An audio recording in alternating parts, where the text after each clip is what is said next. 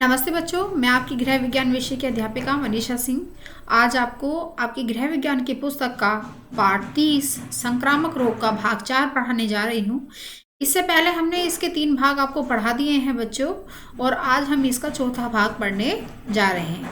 इससे पहले हमने आपको तीनों भागों में पढ़ाया था। सबसे पहले हमने आपको संक्रामक रोग के बारे में बताया था कि संक्रामक रोग किसे कहते हैं और ये कैसे फैलता है, ठीक है। और दूसरी वीडियो में हमने आपको तपेदिक के बारे में बताया था कि तपेदिक रोग क्या है और इस रोग को मृत्यु का कप्तान भी क्यों कहा जाता है। तीसरी वीडियो में हमने आपको मलेरिया और प्लेग के बारे में बताया था कि प्लेग कैसे फैलता है और मलेरिया कैसे होता है, ठीक है बच्चों। तो आज हम पढ़ने जा रहे हैं अगला संक्रामक रोग जो है चेचक, जिसे स्मॉल पॉक्स के नाम से भी जाना जाता है। तो चलिए बच्चों, सभी बच्चे सबसे पहले अपनी बुक खोलेंगे और ध्यानपूर्वक सुनेंगे और समझेंगे भी, ठीक है। चलिए शुरू करते हैं।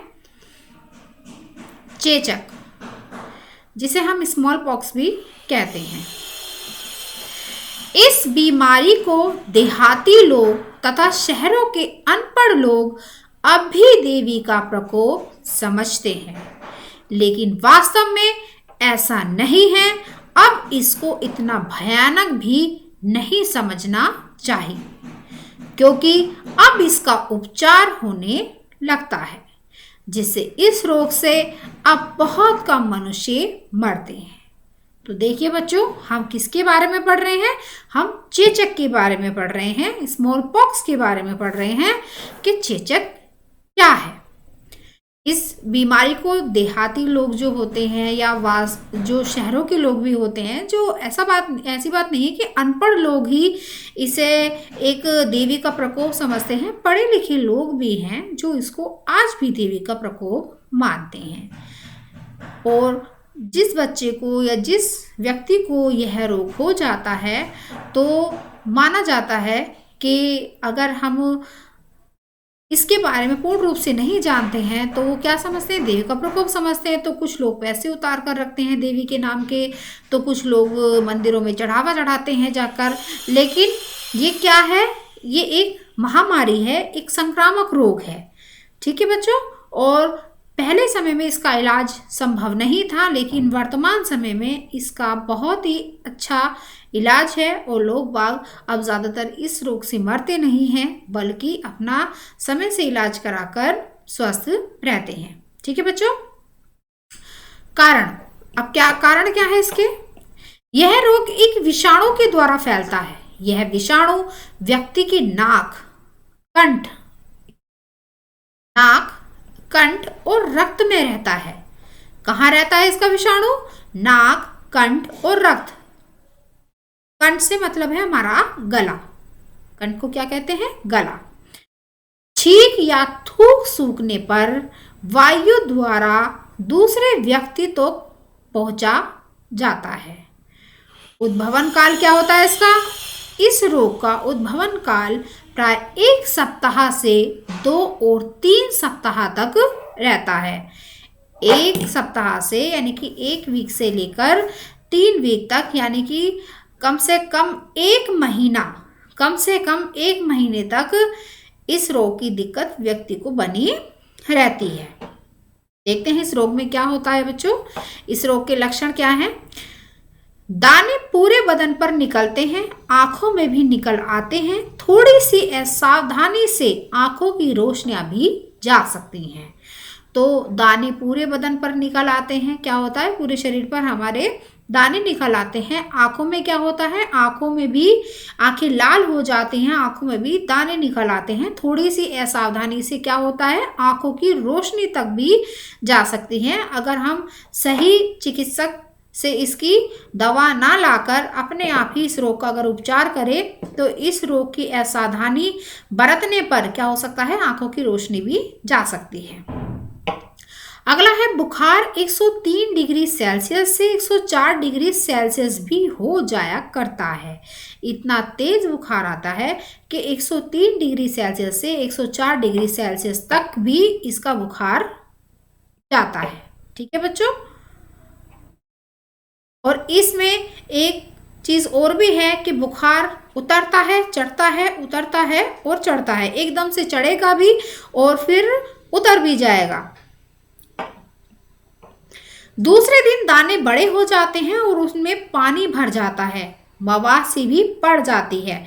तो इस रोग में क्या होता है, दूसरे दिन क्या होते हैं, दूसरे दिन दाने बड़े भी हो जाते हैं, उनमें पानी भी भर जाता है और कभी कभी तो मवाद भी पड़ जाती है। कभी कभी जुकाम और खांसी भी हो जाती है और सिर में दर्द हो रहता है।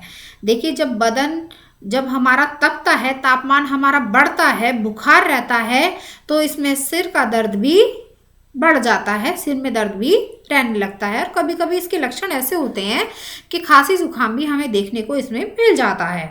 3 दिन के तेज बुखार के बाद माथे, गले एवं छाती आदि पर दाने निकल जाते हैं। सबसे पहले क्या होता है, बुखार होता है और बुखार चढ़ने के 3 दिन बाद क्या होता है, गले एवं छाती में दाने निकल आते हैं, जिससे इस रोग की पहचान की जा सकती है कि भाई अब स्मॉल पॉक्स इस बच्चे को या इस व्यक्ति को हो गया है। अब इसका उपचार, अगर ये रोग हो जाए तो इसका उपचार कैसे किया जाए, तो चलिए देखते हैं इसका उपचार कैसे किया जा सकता है।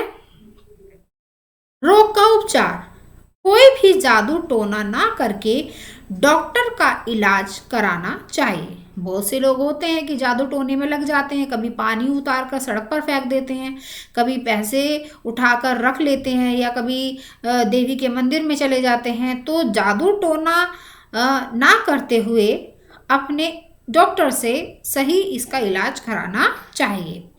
अगला है, खुजली को दूर करने के लिए कोई मरहम प्रयोग में लाना चाहिए। देखिए, जब शरीर पर दाने निकल आते हैं तो उनमें खुजली होती है और खुजाने पर क्या हो जाते हैं, इसके दाग हमेशा के लिए रह जाते हैं। और कहा जाता है कि ऐसे रोग होने पर खुजाना नहीं चाहिए, क्योंकि इसके ना तो घाव जल्दी से भरते हैं और ना ही इस रोग के दाग जाते हैं। तो खुजाना नहीं चाहिए, बल्कि हमें अच्छे से खुजली की कोई चिकित्सक के द्वारा दवाई का इस्तेमाल करना चाहिए। अगला है, रोगी को पोटेशियम परमैंगनेट की पानी से कुल्ले कराने चाहिए। किससे कराने चाहिए, पोटेशियम परमैंगनेट की। ठीक है बच्चों। अगला है, रोगी को अलग कमरे में रखना चाहिए। रोगी को क्यों अलग कमरे में रखना चाहिए, क्योंकि कभी कभी देखा जाता है कि जब रोगी को तेज बुखार हो, सर दर्द हो, तो वो चिड़चिड़ा सा महसूस करने लगता है। आसपास के वातावरण में जो शोर होता है वो उसको सहन नहीं कर पाता है। तो ऐसी स्थिति में इस रोग के रोगी को अलग कमरे में ही रखना चाहिए, ताकि वो पूर्ण रूप से आराम कर सके और उसे कोई भी दिक्कत महसूस ना हो। ठीक है बच्चों। अगला है, रोगी को बाहर नहीं घूमने देना चाहिए। क्यों नहीं घूमना देना चाहिए, क्योंकि उसके शरीर पे दाने निकले हुए होते हैं। उन दानों में अगर धूल मिट्टी जरा सी भी लगेगी या उसके शरीर पर किसी भी तरह के बैक्टीरिया अगर लगेंगे तो उससे उस रोग की स्थिति और बिगड़ सकती है। तो उस रोग के व्यक्ति को बाहर नहीं निकलना चाहिए। अगला है, हल्का भोजन खिलाना चाहिए। जितना भी हो सके ऐसा भोजन कराना चाहिए रोगी को कि जिससे उसे संतुलित आहार की भी प्राप्ति होती रहे, सारे पोषक तत्वों की भी प्राप्ति होती रहे और वो अच्छे से उस भोजन को डाइजेस्ट भी कर पाए। ठीक है बच्चों। अगला है, रोगी के मल मूत्र एवं थूक आदि को विसंक्रमित कर देना चाहिए। यानी कि उसकी ऐसी व्यवस्था करनी चाहिए कि दूसरा व्यक्ति ऐसे रोग के संपर्क में ना आए। ठीक है बच्चों। अगला है, रोग को रोकने के उपाय। तो इस रोग को रोकने के क्या क्या उपाय हो सकते हैं, चलिए पढ़ते हैं। सबसे पहला है, शहर में यह बीमारी ना फैले, इसके लिए नगर पालिका के स्वास्थ्य विभाग को सूचित कर देना चाहिए, ताकि शहर में बीमारी को फैलने से रोकने के लिए सभी को टीके लगवा दिए जाएं। तो सबसे पहले अगर ये रोग वहां पर जिस स्थान पर आप रह रहे हैं और यह रोग वहां पर फैलना शुरू हो गया है, तो हमें सबसे पहले किसको संपर्क में लाना चाहिए, नगर पालिका के स्वास्थ्य विभाग को सूचित कर देना चाहिए कि यह बीमारी इस स्थान पर अत्यधिक बढ़ रही है और यहाँ पर सभी लोगों को टीके की व्यवस्था होनी चाहिए, टीके लगवा देने चाहिए। अगला है, चेचक वाले बच्चे को स्कूल बिल्कुल नहीं भेजना चाहिए, वरन अन्य बच्चों में भी यह रोग फैल सकता है।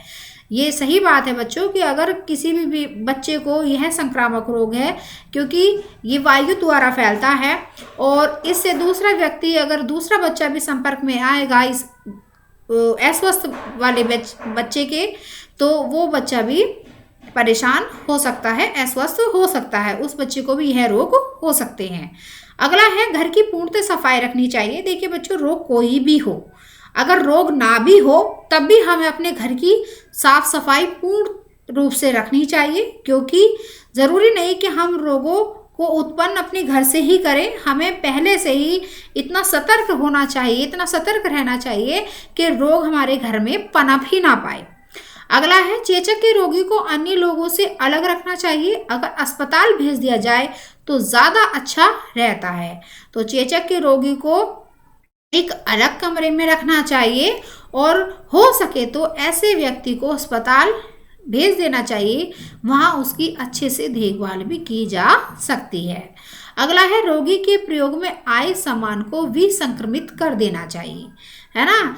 कोई भी अगर व्यक्ति, इस रोग का व्यक्ति कोई भी सामान अपने प्रयोग में ला रहा है, जैसे किसी वस्तु को छू रहा है या उसमें खा रहा है या उसमें कोई भी कार्य कर रहा है, तो उसे क्या करना चाहिए, विसंक्रमित कर देना चाहिए। हमें सैनिटाइज़र उस स्थान पर कर देना चाहिए जहाँ पर ये इस रोग का व्यक्ति हो, ठीक है। और इनकी जो हाथ लगाकर जो ये किसी भी चीज़ को छूते हैं या किसी में खाते हैं, तो उन बर्तनों को भी या उस चीज़ को भी विसंक्रमित करके रखना ही चाहिए, ठीक है बच्चों।